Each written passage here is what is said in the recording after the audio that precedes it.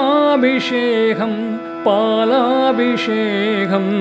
தேங்காயில் உரிய நெய் அபிஷேகம் தேவனின் வாசம் வனாந்திர தேசம்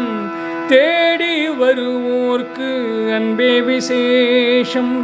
வானை பிளக்குது ஐயப்பா சரணம் வாயென்றழைக்குது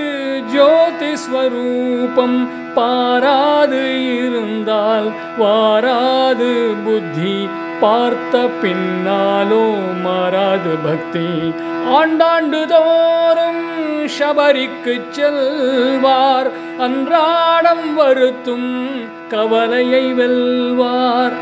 ஆனந்த சாகரம் அற்புத தரிசனம் ஐயப்ப சுவாமியே சாஸ்வதம் அகலாத சாஸ்வதம்.